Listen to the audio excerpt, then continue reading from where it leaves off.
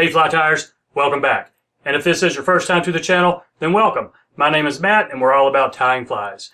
Now the pattern I'm going to be walking through tonight, it's called the Black Pennell. And aside from having a really cool sounding name, it's a pretty cool fly. It's easy to tie, easy to fish, been popular in the UK for 100 plus years. I think it started there in the late 1800s. It's been popular here in the US for many years as well. You've probably seen it, you've probably fished with it. I think you're going to enjoy it. Let's get started. As always, I will explain the materials as I go and put the recipe in the description. I'm starting off with a size 12 wet fly hook. It's a 1X long, 1X strong, so it's fairly thick shank here. I'm going to lay down a base of black 70 denier UTC.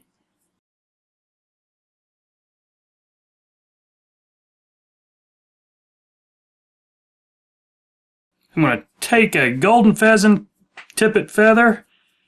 Now the trick to getting these without the tips getting all misaligned, grab the end and put your scissors through at about 8 or so. Now go up front and snip them. Now pull the feather out. Your tip should still be aligned. And you want it about a body length, the tail. So we're going to go right there and catch this in right here. Now this size feather just so happens that you do see the second barb, the black bar there, which I like that. I think it looks just a bit better when you get to see that. Now if it was a longer feather, you probably wouldn't see both bars. Next component is the rib. Now you have some options here. You can use a flat silver tinsel, you can use a oval silver tinsel, or you can use wire. I am using silver wire and size brassy. I'll catch that in at about a 45-degree angle, then pull it back to where it's just the front of it is going to be the length of the body there. So I'm going to catch this in back and then bury that in up to the front.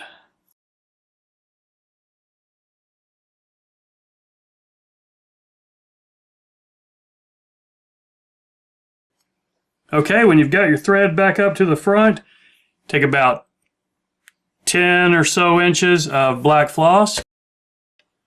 You might need to lick your fingers, run it through the end just to get it where it's not flaying out on you a little bit there. So catch this in, and pull that up right there.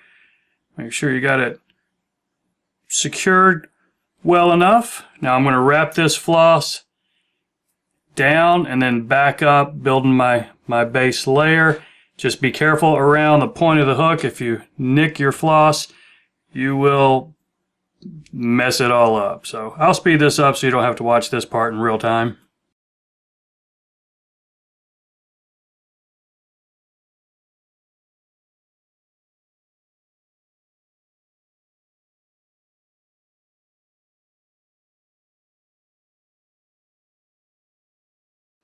Okay, when you get back to the front, go ahead and catch in your floss. If it starts to spread out on you a little bit there, you probably couldn't tell as that was in fast motion. You can just give your floss a little clockwise spin to tighten it up. Let's clean up some of this fuzz right there. Now I'm going to wrap my rib. I'm going to counter wrap it to what I just wrapped that floss. About 5 turns going up.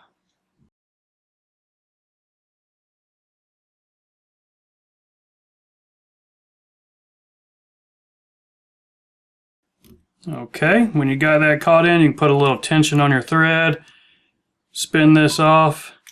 Now you got to be careful with that point. It might be a little bit sharp. So what I do, I just lay some loose wraps down over it, try to bury it a little bit.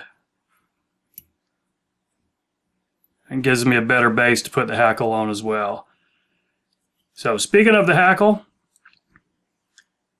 some hen or rooster. Now if you use hen, black hen, you don't want the real webby soft hackle type stuff. And if you use rooster, you don't want the real stiff, good dry hackle stuff. So just a compromise, something in the middle. And I'll show you how it's going to look in a second. I'll take this feather and I'm going to tie it in from the tip, so I'm going to pull these back create the tie-in point right there, flip it around and tie it in with the concave side toward the hook. So just a couple of turns right there. Now bend that back over on itself. Get a few lock-in turns right there. Now if you've got enough, you might be able to reach in there and just break that off. I think it's probably easier just to go ahead and snip it.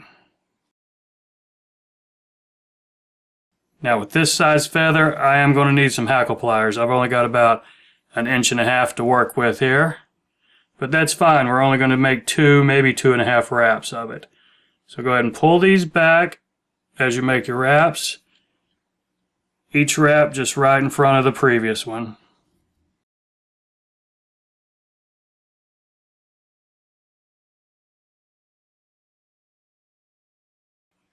Okay, I believe that's 3 full wraps right there. Go ahead and zigzag that through.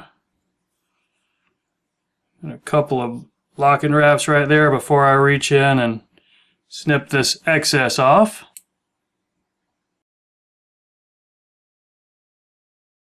Now we got just a little bit of cleanup to do as we build our head. So I'm going to pull these back, take my thread just behind the eye, and build that little ramp. Got most of my butt ends captured right there. Just build as big a head as you'd like. Whatever looks reasonable to you. So I think that looks fine right there. I'm going to put a 4 or 5 turn whip finish and definitely a drop of head cement. Give it that nice, hard, glossy looking head. I think it looks better and will certainly make it last a little bit longer.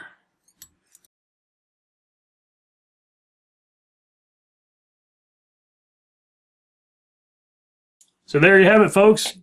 Classic old school wet fly called the Black Pennell. Really cool pattern.